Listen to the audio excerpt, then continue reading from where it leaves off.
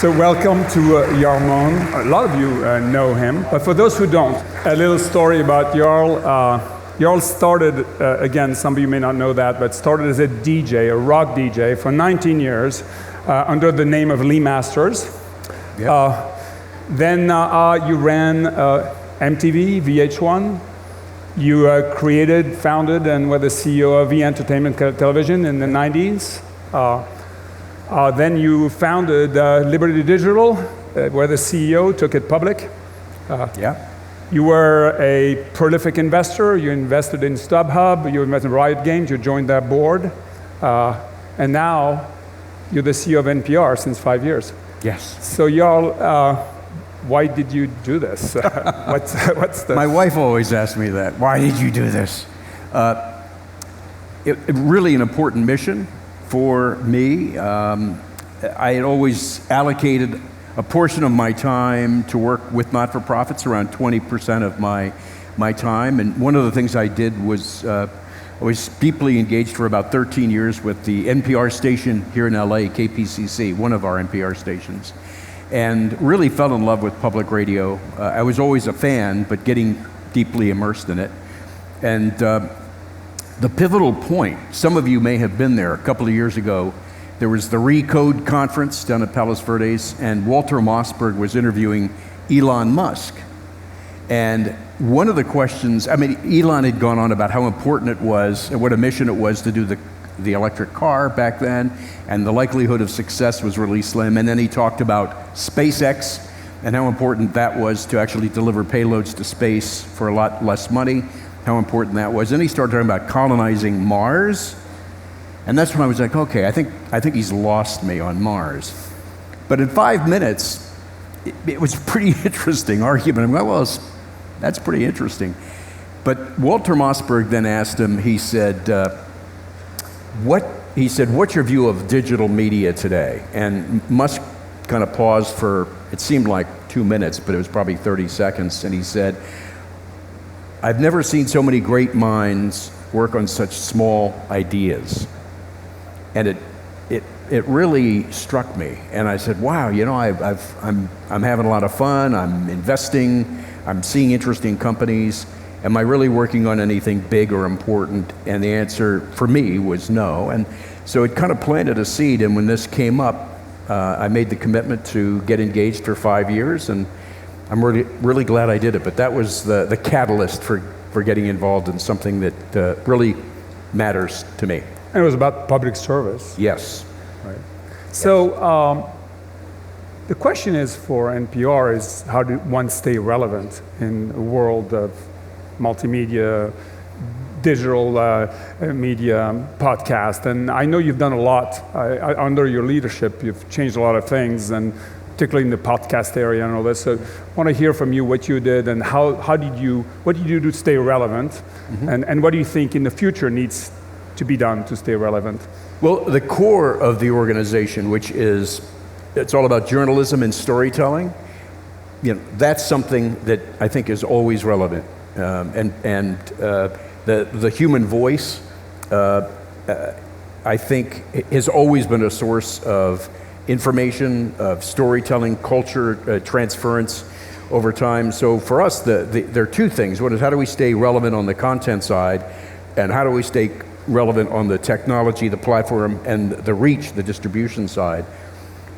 Our expertise is in storytelling and journalism.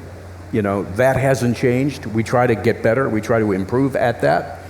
But it's really important for us to explore and be part of any new technology that surfaces. We don't know what's going to work out. We got involved in podcasts predating me by a long shot. We've been doing podcasting for 14 years. And as a result of that, we have that expertise. We're the dominant player. We have 8 of the top 20 podcasts in the country. So that worked out. We're deeply engaged right now with smart speakers. Almost 20% of our streamed listening now occurs over smart speakers. So we're trying to make bets on some of the technology. Some of them work out, some of them don't. But the relevancy of the storytelling and the journalism, I think, is always there, and we have to find ways to transfer that, that ability to these different technologies so we can reach we can reach our folks. I think you also even acquired a podcast company. We did Pocket Casts because we weren't getting, as most of you in this room know, it's so important. You have to understand your consumer, what the consumer likes, how they're using your service, what's working, what's not. And for many of the podcast platforms, particularly Apple, we don't get much data back. And we felt it was really important for us to have data to understand.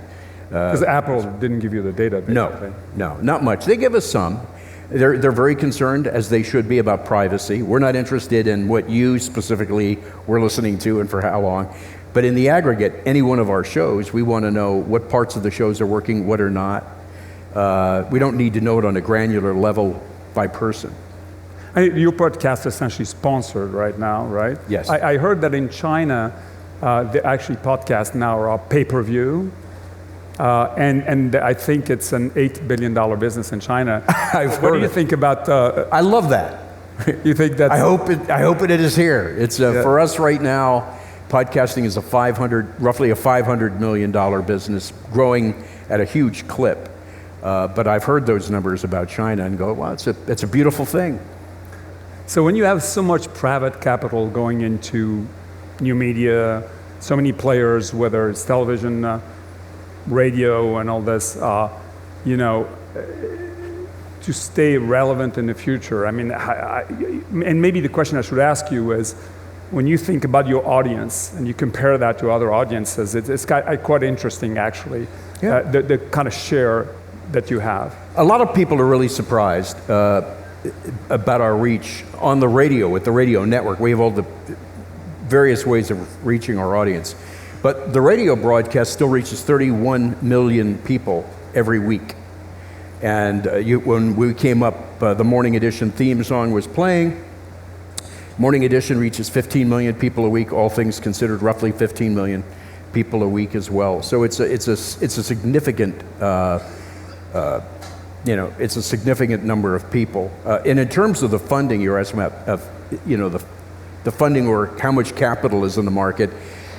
I'm a capitalist. I did venture capital for years. I love the idea of investing in something and taking a risk, and hopefully it works out.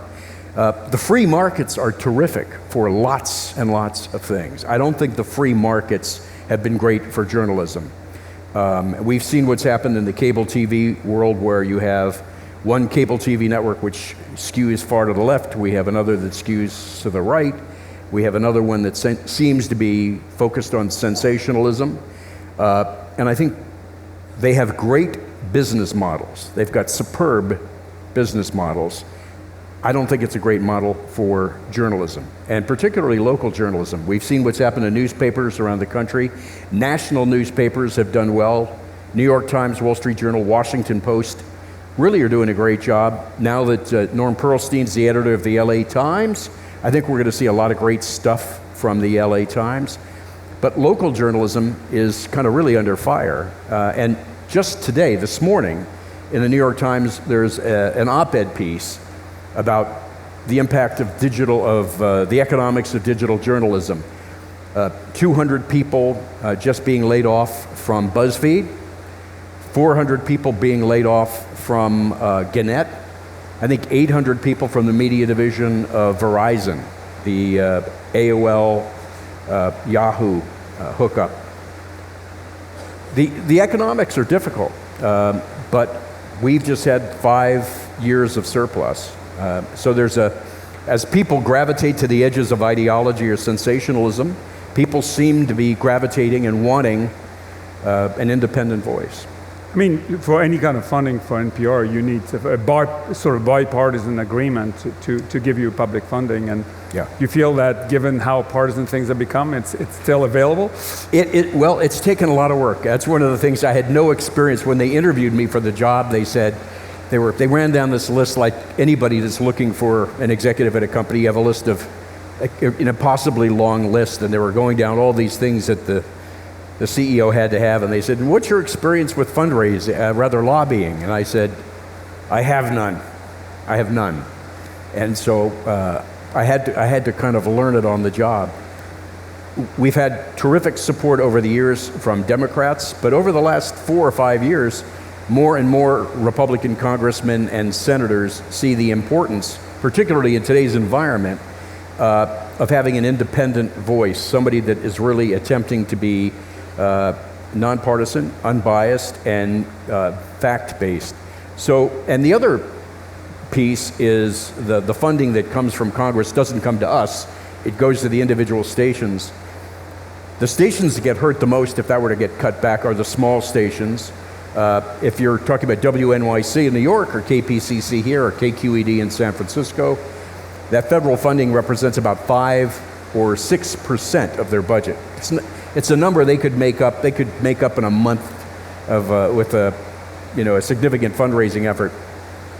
But if you're in Enid, Oklahoma, it might be 25 or 30% of your budget, a much smaller number, but a higher percentage. And those are primarily red districts. And so people in Congress now realize that if they were to turn off that spigot, the communities that get hurt the most are going to be those small communities. So many of them, as we've shown them this, have become supportive. And neutrality is important for NPR. Yep. If I look at, I read some numbers, you tell me if I'm right, but for every 10 people that are polled, 2 Republicans think that you're biased and 1 Democrat. So 70% of the audience thinks you're unbiased and therefore neutral. Yeah, for the most part, and again, we have to be careful of the surveys because we don't, as much as we use consumer research, we have to be careful that we're not using it to shift our ideology, because it's not always a matter of, what people are thinking, and in terms of what's biased and what's not. We have to make our own editorial decisions. But one of the interesting anecdotes is we get more complaints from our listeners on the left than we get from our listeners on the right, because the people on the left, for some reason, I think because of the heritage, NPR and public radio began in the 70s during the Vietnam War, and so I think at that particular point there really was an alternative touch to it that persists. So we get more complaints from our listeners on the left that think we're putting too many conservative voices on, and it's attempt.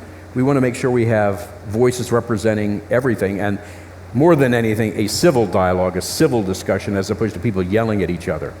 In a sense, you could be the last bastion of neutrality, right? If you think about 31 million listeners, I think Rush Limbaugh is 15 million, yeah. CNN, MSNBC, Fox News around 3 to 4 million. I mean, it's television, it's different, but I mean, we look at the audiences, and it's actually a positive, I think, is encouraging that 10% of the population actually listens to NPR, and probably for its neutrality.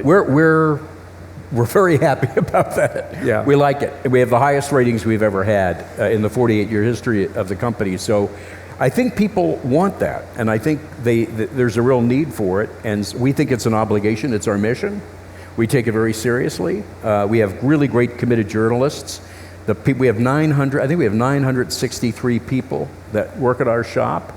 Most of them could make a lot more money in the commercial world. Many of them are working for 25, 30 cents on the dollar because they love this.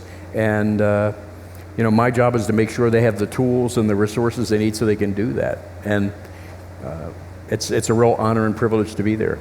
So turning to the press in general, so with all these attacks on the media, do you think that's going to erode trust, in general, and that it's going to become harder to hold the public officials accountable? I think the erosion of trust exists already. I think there's an with a certain segment of the market.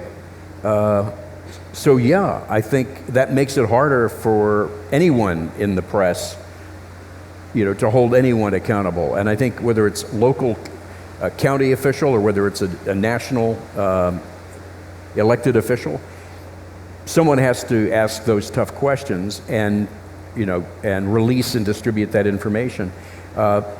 It's no secret we're all kind of under attack that way, and it's unfortunate the most recent one, and we don't know the outcome yet. It's unfortunate, but this BuzzFeed story about did President Trump instruct Michael Cohen to lie, No one else has been able to corroborate that story. The BuzzFeed people are insisting that that is a valid story, and they have great reporting. It's been used as an excuse for a lot of people. So there's one more example of the press not being honest and making up stories. It hurts everybody. So I don't know where that one will shake out, but it's unfortunate. And yeah, then there's the attack on the press, and also most leaders, and Trump in particular, but others as well, forming the narrative on Twitter and sort of competing with that message as well. And I think Twitter's great for a lot of stuff. I don't go on. It's I have blood pressure issues, so I fight the urge to actually go on and use it. I don't, and one of the reasons is I think I would be tempted to respond to people, and I see what happens, and I think that's the opposite of what I want, which is a good civil dialogue. So are you worried about the First Amendment in general in the future, or? Of course one has to worry about it, but I really do have faith in the system. I have faith in people. I have faith we have some great media institutions. I mentioned some of the newspapers. We've got great magazines like The Atlantic does great work. The New Yorker does great work. We have ProPublica. There are a lot of institutions that I think are doing some of the best journalism that's been done. And I hope we're part of that group. That's what we aspire to be. I am not worried about the First Amendment. I think the people, you folks, people in general, would demand that. I worry about it, but I don't think it's at risk. They're trying to drown your voice. Yeah, because somehow non-existent climate change is drowning us out. Non-existent climate change, exactly. Yeah. Come on, what's going on here? So, sort of the last two questions, but you've been an entrepreneur, in many different companies. So I'm curious. I mean, it's sort of two questions. First, what would be your advice for young entrepreneurs, who are starting and all this, and with your wisdom and your experience? And then the second question is, what is your advice for people who already made it, who are very skilled and successful? And I know you have a message for them as well. Okay. So. I put an asterisk first by saying I'm not a believer in advice. Most people don't want it, and those that even ask for it, most of them don't take it. So I'm very careful about giving advice or framing things as advice. But I will make an observation. The first part of your question would be, what observation or what thought might I ask a first-time or an early entrepreneur to think about? With all the investing I have done, and I see this at NPR as well, anytime one's dealing with very creative, very smart people who are idea factories, lots of ideas, it's really hard to get them to focus on a handful of things because it's the shiny object syndrome. It's the new idea that's always exciting. And my work with entrepreneurs, with creative folks, with really bright people, is this need and the desire to work on lots and lots of stuff. And I think that's can be limiting when one's building a business. So I would say focus, pick the three most important things and be relentless on focusing on those. And then the second question for the folks here that are successful, again, not advice, I want to plant the seed, which is your expertise, your business knowledge, your success can be so useful to not-for-profit organizations that are of interest to you, whether you're interested in climate change or social justice issues or voting rights or anything of that sort. Everybody in this room, I think, has got a talent, a skill, an expertise that people in not-for-profits would love to have. And it's not just about writing a check. Writing a check is a great thing, but getting involved, being on a board, and if at some point in your career you want to do something really interesting and meaningful, is take on one of these jobs full time. It's just a thought. It's not advice, not advice. Just something to think about. Well, thank you very much, Jarl. Thank you, Yves. Thank you for coming. Thanks for having me. Thank you.